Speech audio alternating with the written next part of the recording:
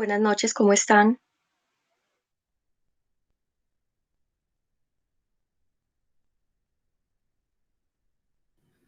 Una buena noche. En 2 minuticos empezamos. Ok.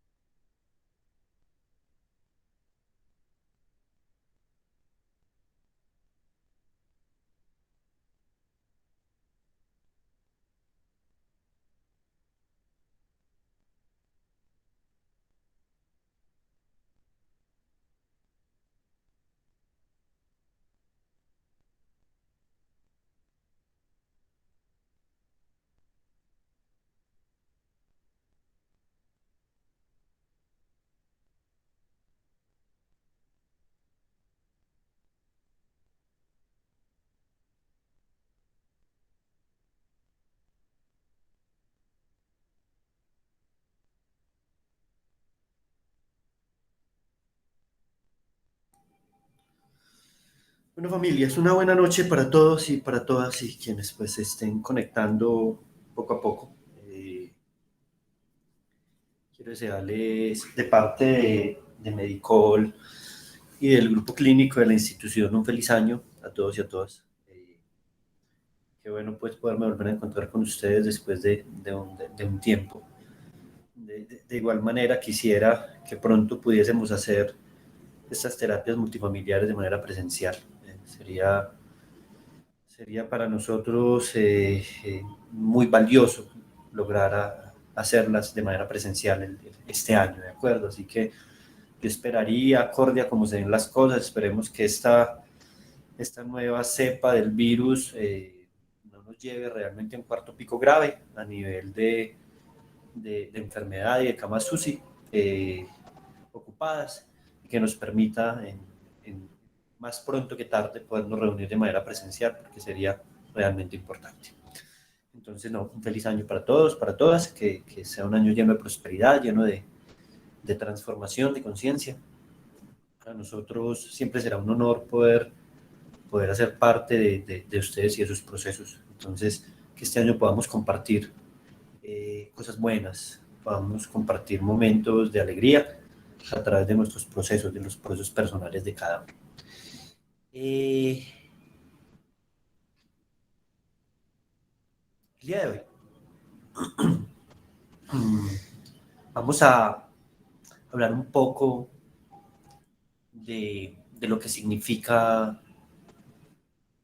la construcción de la personalidad. Mm, Hace algunas semanas venimos hablando como grupo clínico que es importante que ustedes como familias se formen un poco en lo que es personalidad, cómo es que se consolida esto y por qué nosotros tomamos esta decisión. Miren, nosotros nos percatamos en el ejercicio cotidiano, como en la labor cotidiana, que claro, los usuarios que llegan a nosotros, los pacientes, usuarios, para nosotros son usuarios más que pacientes, eh, pues se identifican por diferentes condiciones, ¿no es cierto? Que todos ustedes las conocen.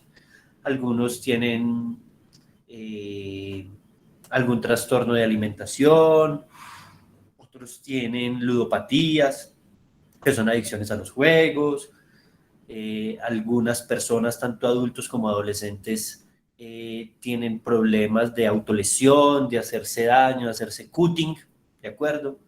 Otros tienen problemas con consumo de alcohol y otros tienen problemas con consumo de sustancias.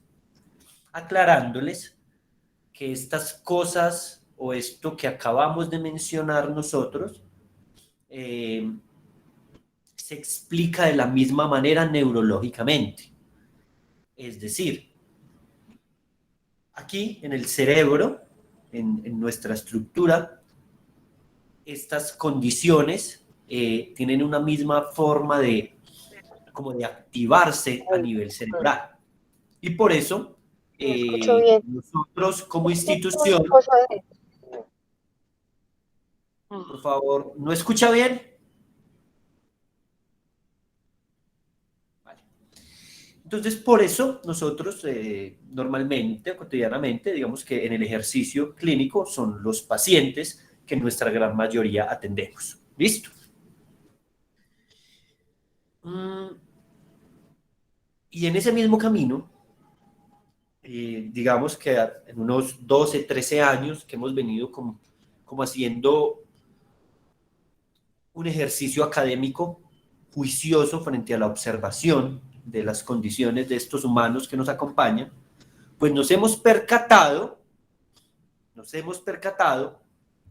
que en un alto porcentaje de fondo, en el fondo, el asunto de llegar a tener un trastorno de alimentación, una ludopatía, de hacerme cutting, de tener una adicción al alcohol, de tener una adicción a las drogas, está muy en un alto porcentaje correlacionado con la personalidad.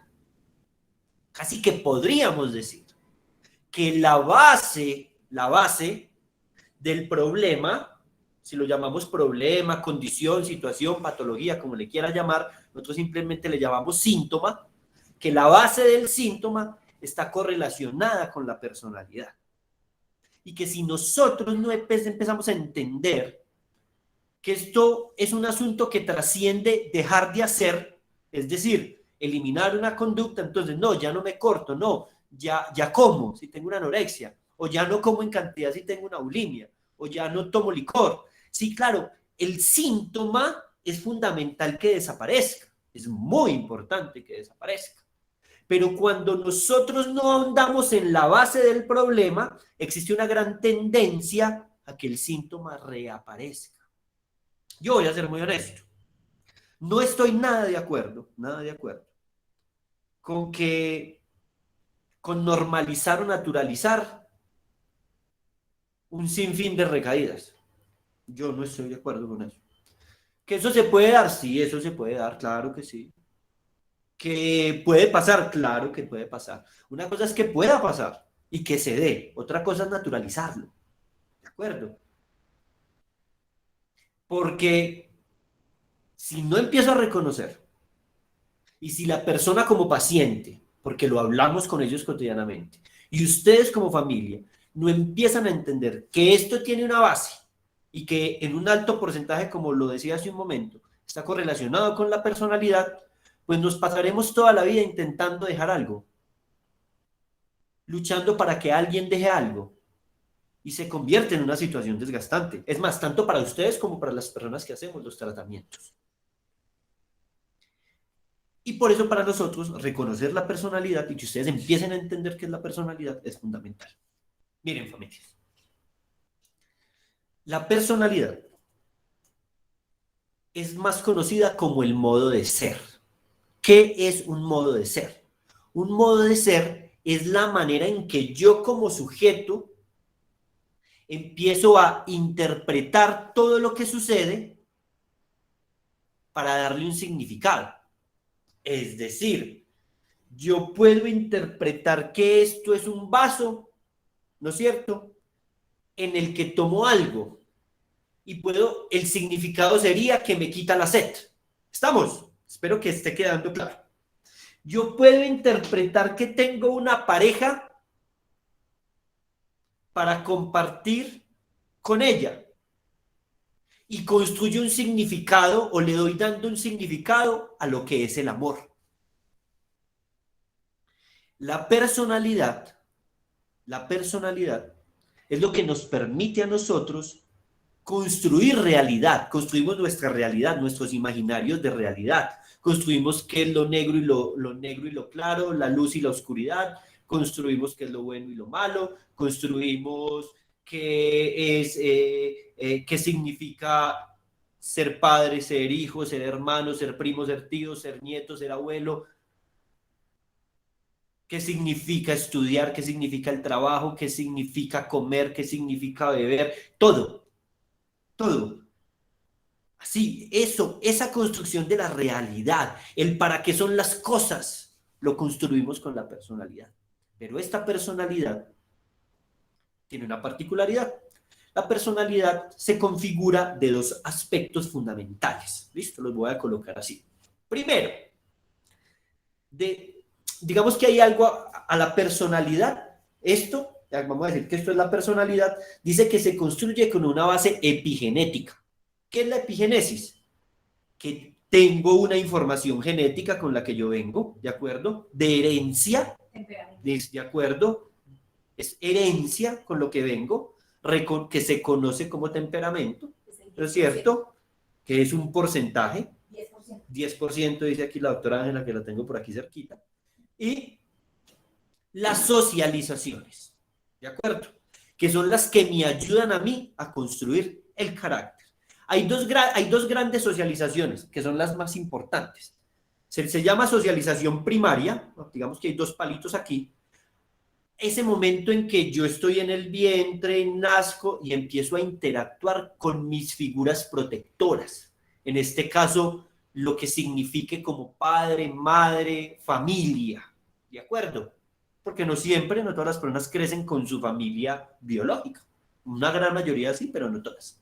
Pero ese primer contacto con los otros, afectuoso como familia, consolida mi socialización primaria.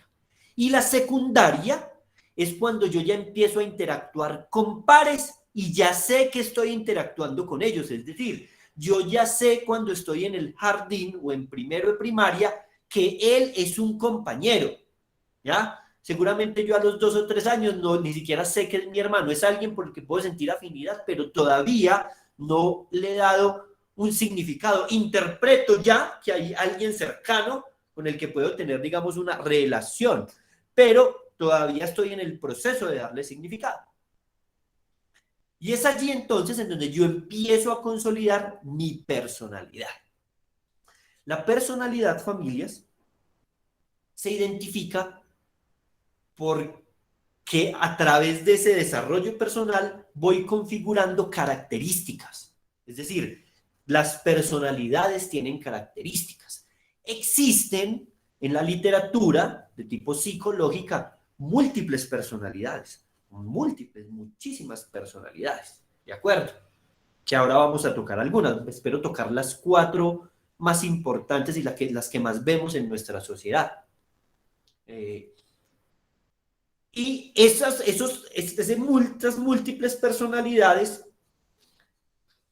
se muestran en la vida cotidiana a través de algo yo configuro características y se muestran a través de algo que se llaman rasgos, formas de ser, maneras en que yo esta semana, esta o la pasada hablaba con los usuarios, la manera en que yo consolido ese modo de ser para construir una identidad, es porque estoy configurando una forma de ser, una forma de vivir la vida, una forma de estar en el espacio. Y el mundo de los significados, eso que yo interpreto para dar significado, se identifica por 6 o 7 ejes fundamentales, que los voy a mencionar para saber si son 6 o 7. Primero, ¿qué significo yo para mí? ¿Cuál es el significado que le doy al sujeto? Pero al sujeto hacia acá, hacia este lugar. Segundo, ¿qué significan los otros? Tercero, ¿qué significan las relaciones? Cuarto, ¿en qué tiempo experimento mi vida?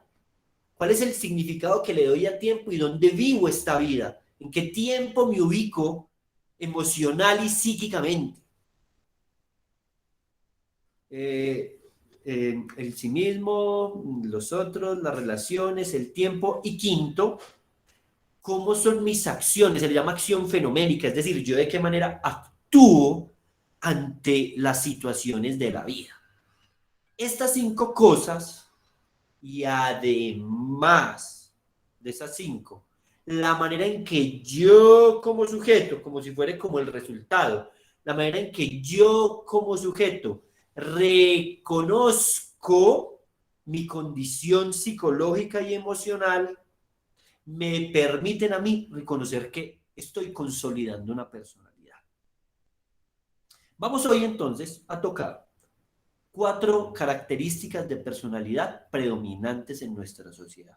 Y las vamos a tocar especialmente con estas 5, digamos, bases y con la sexta, el significado de totalidad como personalidad.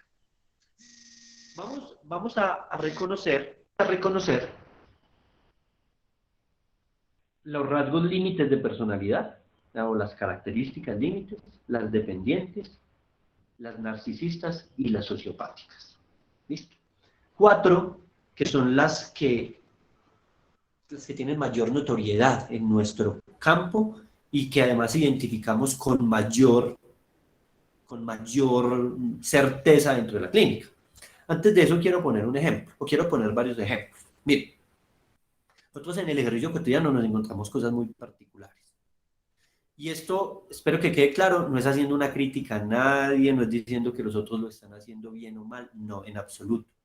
Lo único que queremos es mostrarles cómo seguramente tenemos que mejorar en la intervención y la comprensión de la salud mental y que lo hacemos con compañeros de otras instituciones, lo dialogamos, lo discutimos. Llega una persona al consultorio refiriendo que lleva 10 años depresiva. 10 años depresiva. Además lleva 10 años tomando un antidepresivo, pero refiere que aún se siente igual y en momentos peor que hace 10 años. ¿De acuerdo? Eso a mí me tiene que llamar la atención. Seguramente el medicamento hace mucho tiempo hizo el trabajo que tenía que hacer. Pero si eso no ha evolucionado, es porque hay algo que nosotros como profesionales o que alguien como profesional no ha logrado ver. Y como estamos en un mundo del funcionalismo, yo quiero que ustedes entiendan que para la Organización Mundial de la Salud, lo importante es que usted sea funcional. No les importa mucho que usted esté triste o contento, que usted sea funcional, que usted no sea una persona disfuncional ni para usted mismo, ni para su familia, ni para la sociedad, ni para la cultura, ni para el Estado, ni para el mundo. Pero realmente que exista una ocupación o una preocupación por la condición emocional, no. Realmente la salud mental, especialmente salud mental de tipo americanizada, es una salud mental que privilegia la funcionalidad. Quiero dejar algo claro, para nosotros en Medicol no se privilegia la funcionalidad, se privilegia el sentido de vida, que la persona tenga un propósito y un proyecto de vida. Y para eso tenemos que ser más que funcionales. Tenemos que sentir, tenemos que tener motivación interna, tiene que fluir de nosotros. Por eso para nosotros la transformación no es, en términos, por ejemplo, con una sustancia, la transformación no es abstenerme de consumir, la transformación es, además de dejar de consumir la sustancia, sentir que mi vida tiene sentido y que no necesito nada y mucho menos una sustancia para que esta existencia tenga sentido. Y necesitamos que lo tengan supremamente claro. Entonces vamos a estos 4 rasgos de personalidad. Vamos a empezar con los rasgos de tipo límites. Listo. La persona que tiene rasgos de tipo límite en su personalidad Se identifica porque a su sí mismo, le da significado, uno, de incapaz, segundo, de fragilidad, tercero, se percibe muy dependiente de los demás, así se percibe, es dependiente, siente que necesita de los otros. La persona límite se significa como muy hipersensible, siente demasiado, seguramente siente más que los demás y esto lo tenemos que reconocer.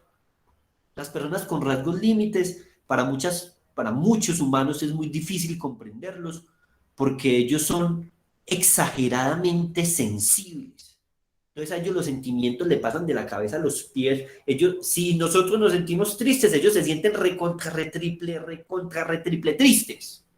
Porque lo sienten, es una emoción que los invade completamente. Y si yo no tengo una herramienta para manejar eso, pues me enloquezco. Y eso necesitamos tenerlo claro. Las personas de rasgos límites son personas que tienen una particularidad.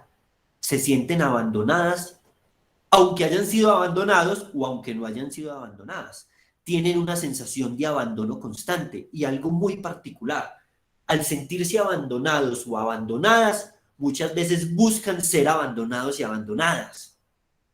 Y caen en ese ciclo. Porque se perciben a sí mismos, se perciben en abandono. Pues porque a los primeros que se abandonan, a los que abandonan es a ellos mismos. Cuando pasamos a las relaciones, los límites perciben las relaciones primero como necesarias, segundo, esto es fuerte, como manipulables, muchas veces como convenientes. Ellos perciben las relaciones como un todo. Hay algo muy particular y es que los límites, al ser tan hipersensibles, realmente pueden sentir que a los 15 días están enamorados. En las relaciones pueden llegar a decir, si me dejas, me mato. Tienen esa particularidad. Por eso para los límites, los otros, digamos que quiero poner primero relaciones que los otros, porque los otros son dos cosas, reconociendo ya cómo son las relaciones. O son sus íntimos o son sus grandes enemigos, porque ellos con los otros fluctúan entre el amor y el odio. Hoy te aman, mañana te odian. Hoy te tienen en un pedestal, mañana te tienen abajo, en la acera, completamente en el piso. Los otros, para ellos, son un medio. Son un medio porque, lo repito, sí tienen una gran tendencia manipuladora. Los límites son muy manipuladores y eso necesitamos reconocerlo. En cuanto al tiempo, los límites se identifican porque el tiempo en que se experimentan es el pasado. Los límites viven siempre del pasado. Se acuerdan de la torta vinagre que se comieron a los 6 años y aún no lo perdonan. Hacen mucha reminiscencia, hacen mucho recuerdo del pasado y a través de ese pasado viven constantemente una telenovela. Están como si viviesen realmente una gran telenovela. Es un drama. Por eso viven en el pasado. Entonces el límite, si tuvo mucho, qué triste, porque no debe haber tenido tanto. Y si tuvo poco, ¿por qué tuve tan poco? Cada situación que esté en el pasado siempre será una excusa para una crisis. Y es importante reconocer eso en el límite. Su acción fenoménica o su manera de actuar es muy particular. Primero, tiene conductas saboteadoras. Se sabotea a sí mismo. Es decir, él sabe que lo que va a hacer está mal, pero aún así lo hace. Porque él también, el límite necesita culparse a sí mismo. Entonces se sabotea mucho a sí mismo. El límite en su acción tiene en algunos momentos tendencias a las autolesiones y también tiene tendencias en momentos a tener intentos suicidas o pensamientos o ideas. Hay muchos límites que tienen autolesiones, muchos que intentan acabar con su vida y desafortunadamente en algunos casos se les va la mano. No siempre los límites quieren realmente acabar con su vida, no. Pero en algunos momentos, como están tan al límite, en muchos momentos se les va la mano. Eso es importante reconocerlo. Si tienen preguntas, me las pueden ir haciendo mientras yo voy hablando. Ahora pasemos a la personalidad dependiente. La persona con rasgos dependientes se identifica a sí mismo. El significado que le da a sí mismo es así: dependo, necesito del otro. O sea, es una sensación dependiente. O sea, yo no soy nada si no estoy con otro. O sea, no tengo ni siquiera significado si no tengo esa persona de la que dependo al lado. Eso es importante tenerlo claro. Se percibe también frágil y débil. Se percibe incapaz. Se acostumbra, desde el significado que tiene a sí mismo, a percibirse incapaz porque tiene la necesidad que los demás siempre estén haciendo, que los demás siempre le estén solucionando. Esa persona dependiente se percibe a sí misma como una persona víctima. El dependiente se percibe siempre como víctima. Siempre el dependiente se siente la víctima de todo suceso, de toda situación, de toda relación, del clima, de todo se siente víctima. El límite y el dependiente tienen muchos parecidos y se van a ir dando cuenta. Las relaciones para el límite, claramente. Para el dependiente. El dependiente no puede estar sin una relación. Entonces pasan fácilmente de una relación a otra. Normalmente te están terminando una relación es porque ya tienen otro punto de iniciar. Aunque sufran por esta, ya tienen algo aquí. El dependiente en las relaciones percibe que las relaciones son su todo. Sin ese ser del que yo dependo, no hay nada, no existe nada, el mundo no sirve, no funciona. Esas relaciones son relaciones normalmente tóxicas, muy igual el límite, ¿no? Límite y dependiente, sus relaciones tienen tendencia tóxica. El límite en las relaciones constantemente son relaciones demasiado intensas y las hacen intensas porque tiene un constante miedo a percibir que esa relación se puede terminar. Por eso, y eso, ojo, y no estoy hablando de relaciones solo afectivas, relaciones de todo, de hermanos, con papás, con tíos, con abuelos, con parejas, con todo el mundo. Por eso para los límites, los otros son su medio. Sin los otros no habría nada. Así yo no tenga relación con los otros, siempre es factible que con los otros yo pueda tener una relación para depender de ellos.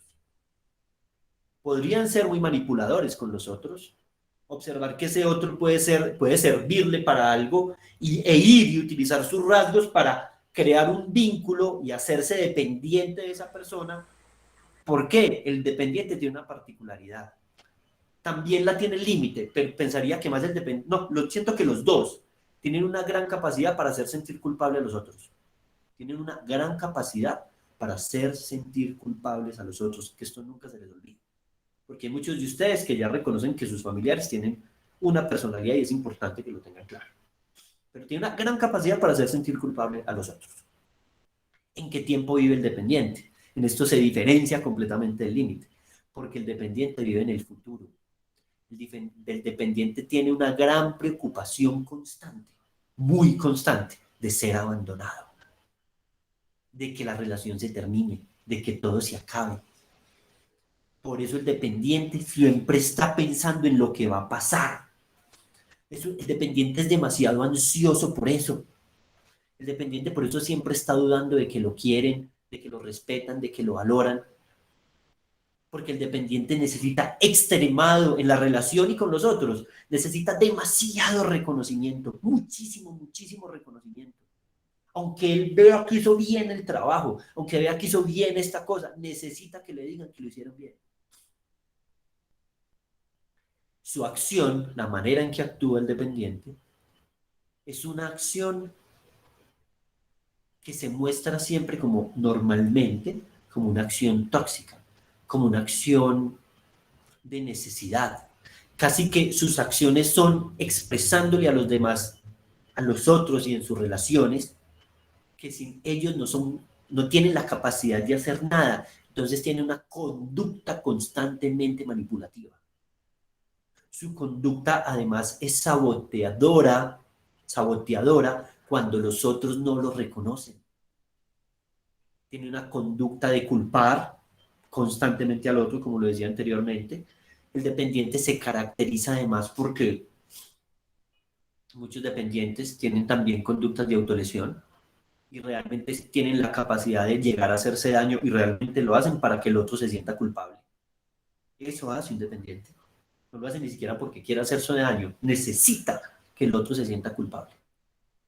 Que el otro sienta lástima por él. Entonces se autolastima como conducta para que el otro sienta lástima por él. Pasemos a lo sociopático. Los rasgos sociopáticos de personalidad se identifican porque el sí mismo que siente la persona con rasgos sociopáticos es que se siente superior, se siente más capaz que cualquiera, siente que todo lo controla, que todo lo maneja, que sabe hasta dónde llegar.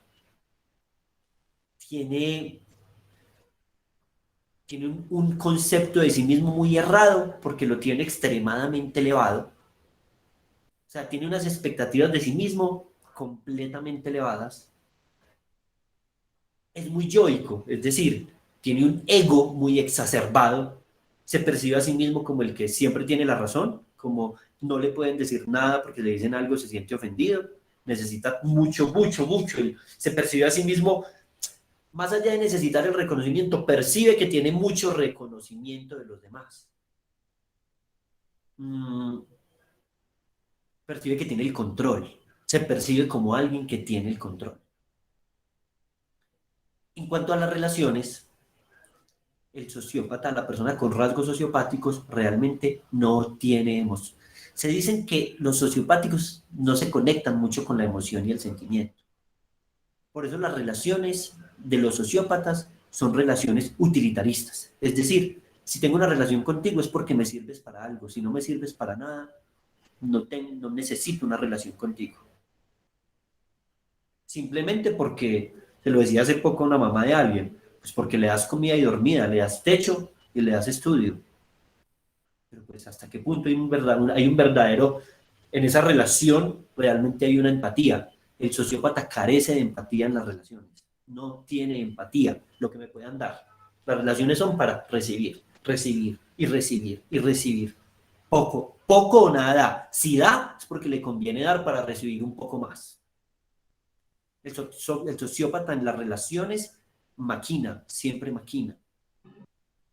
El sociópata siempre está atento a la manera en que los demás reaccionan a lo que él es y buscará constantemente la manera de que los demás lo hagan como su ídolo, como su Dios. En cuanto a los otros simplemente son un objeto. Los observan como un objeto y como una posibilidad. En el mundo de la vida los otros son, por ejemplo, hay muchos, qué pena pues ya que hay algunos, muchos políticos muy sociópatas. Entonces miren que cuando van donde no tengo ninguna relación, son los otros, pero cuando están en campaña van y a todo mundo le dan la mano, a todo mundo abrazan, dan picos, te tengo presente, me acordé de vos, llenan a todo mundo. Pero porque esos otros lo van a llevar a lo que él necesita. Porque esos otros le van a permitir acceder a su, pues como su proyecto. Por eso los otros simplemente son un camino, son un medio. ¿Vale? ¿En qué tiempo vive el sociópata?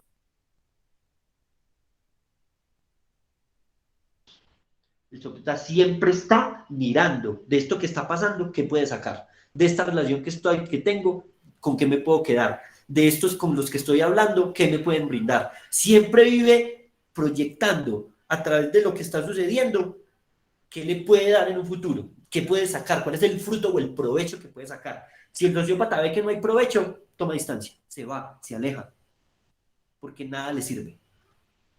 ¿Cuáles son sus acciones? Son acciones muy manipuladoras, utilitaristas, con empatía falsa. Un sociópata a usted le puede abrazar, le puede dar pico de todo y diciéndole que lo quiere mucho, pero es una empatía falsa. Porque simplemente esa acción es porque algo va a recibir. El sociópata tiene acciones son muy paradójicos. Son paradójicos porque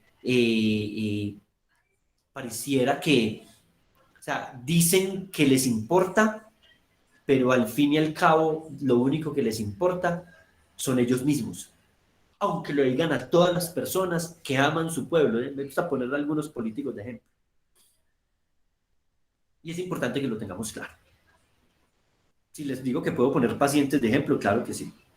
O sea, muchísimos, pero pues no quiero hacerlo. Pasemos al narcisista.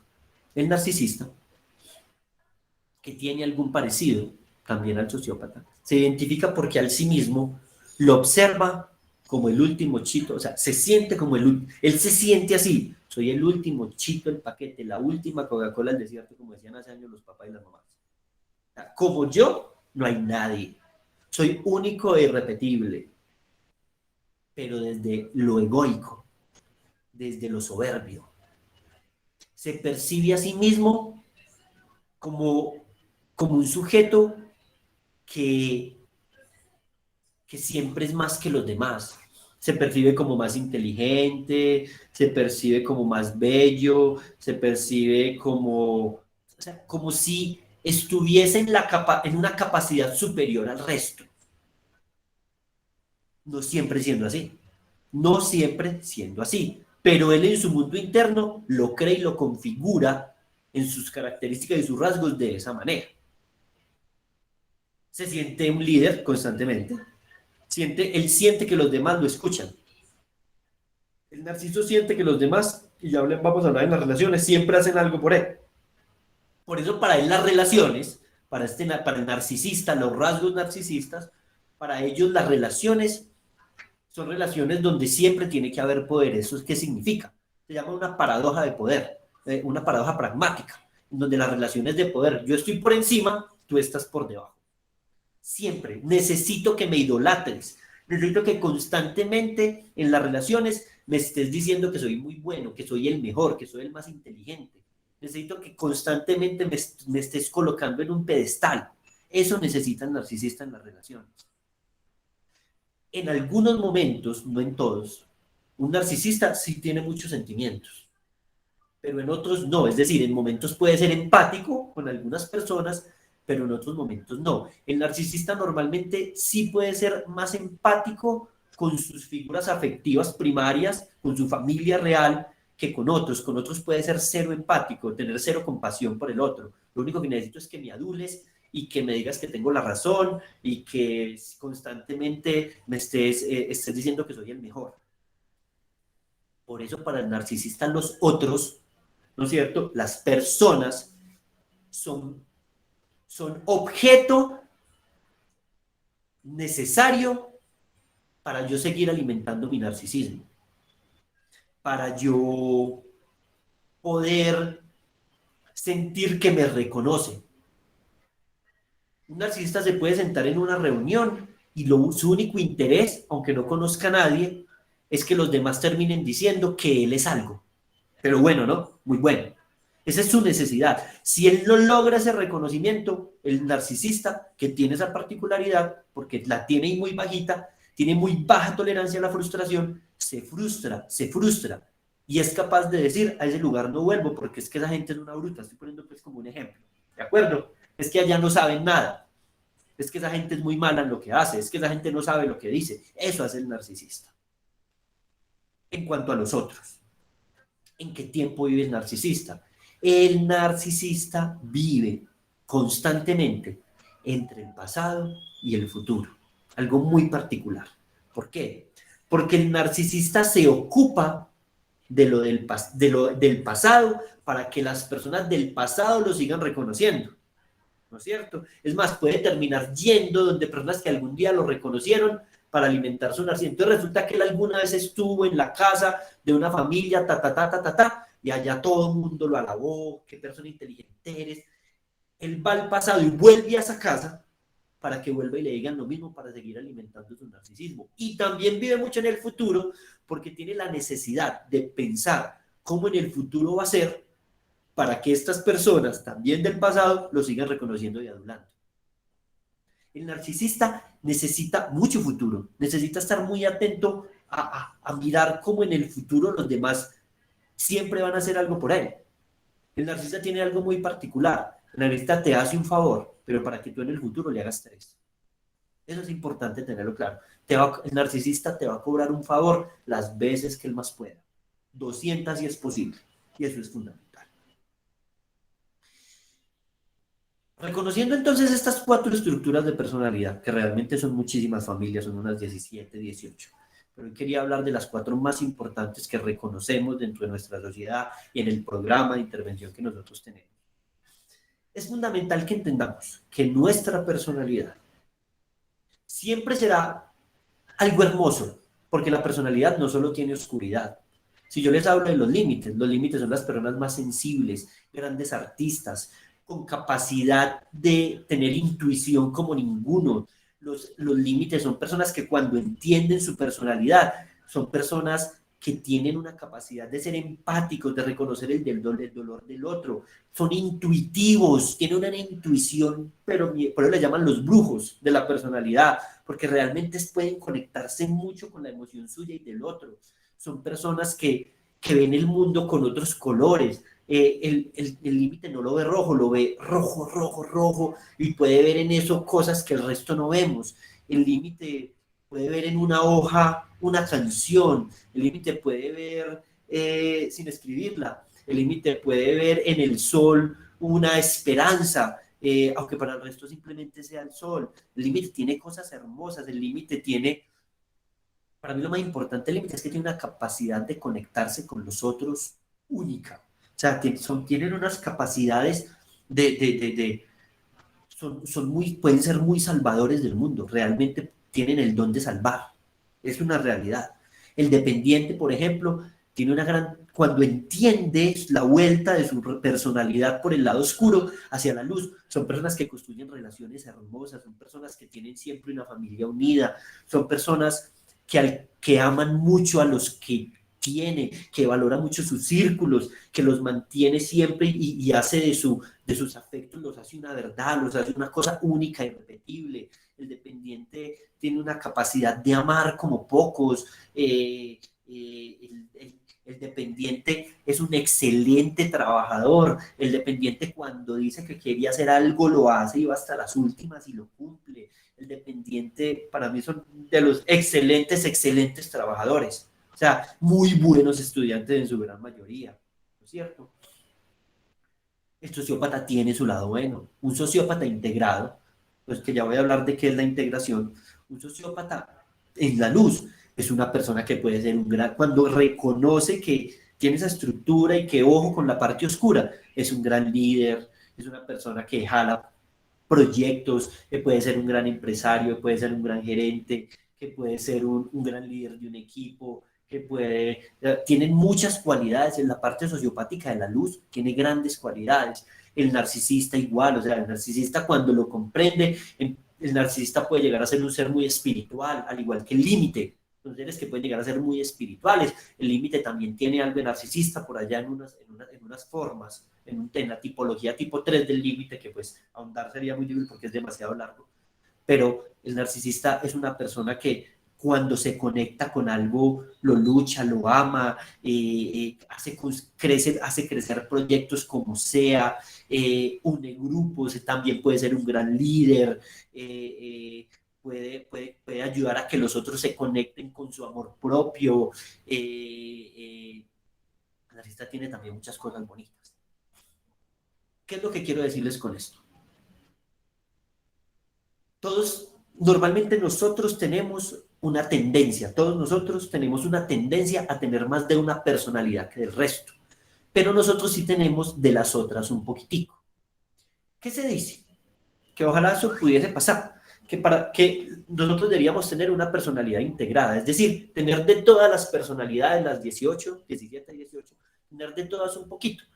ser dependiente para el amor, ser un poco límite para el arte, para cantar, para pintar, un poco sociópata para los negocios, para liderar, un poco narciso para el autoconcepto, tener de todo un poquitico. Eso sería lo ideal, pero realmente es muy complicado, es un poco difícil. Lo que sí podemos reconocer es que nuestras personalidades son la base de todo. Y que si yo empiezo a entender mi personalidad y la personalidad ese con el que estoy compartiendo, pues empiezo a comprender que como hay oscuridad y luz, pero que es importante reconocer cuáles son sus maniobras desde la oscuridad en las cuales yo caigo y termino siendo igual de patológico que él y su personalidad.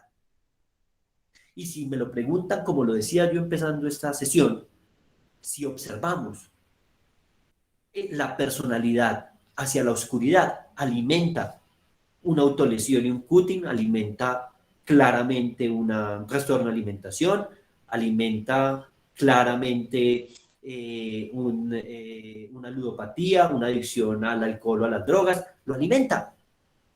Si la personalidad está desorientada, pues entonces no voy a tener herramientas para poder tomar decisiones en la vida y terminaré utilizando esa personalidad para hacer de esa condición o de esa situación sintomatológica un problema cada vez más difícil.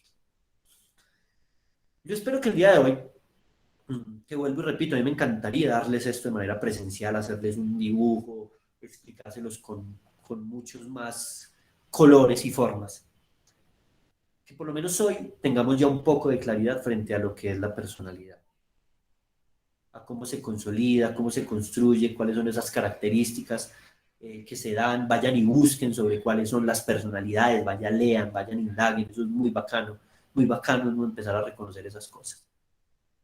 Pero que hoy quede una conciencia. ¿Y cuál es la conciencia? Que al tratamiento no solo vamos a dejar de hacer lo malo que hacemos, vamos a transformar nuestra vida.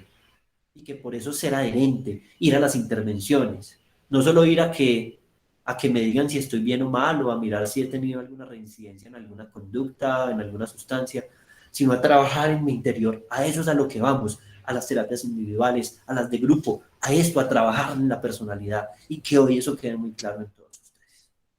No sé si alguien tenga alguna pregunta o algún aporte, ¿no?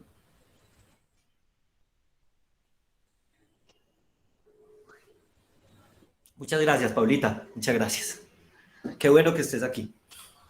Bueno, yo les agradezco y como siempre se los digo, a mí me preocupa mucho, tenemos muchos problemas con muchas familias inadherentes y con muchos usuarios que no evolucionan en su proceso, pero adivinen qué, las familias van y dicen, no, ¿qué es lo que están haciendo aquí? Entonces siempre yo les pregunto, ¿ustedes asisten a las terapias multifamiliares? ¿Ustedes ingresan a los espacios donde les damos estas herramientas para que empiecen a comprender? Y adivinen, no asisten. Pero bueno, los que estamos aquí somos seguramente los interesados no solo en transformar, en tener herramientas y muy seguramente que son sus hijos, sus hermanos, sus esposos, los que sean que tengan en el tratamiento, son personas que van a tener muchas más probabilidades de realmente hacer un tratamiento efectivo, de que esto tenga efectividad como intervención. Les agradezco mucho, que tengan una linda noche y repito, espero que pronto nos veamos presencial, que disfruten esta semana, pero con mucho juicio, con mucha tranquilidad y bendiciones, un feliz año nuevamente. Dios los bendiga, que estén muy bien, una linda noche para todos, que estén muy bien. Chao.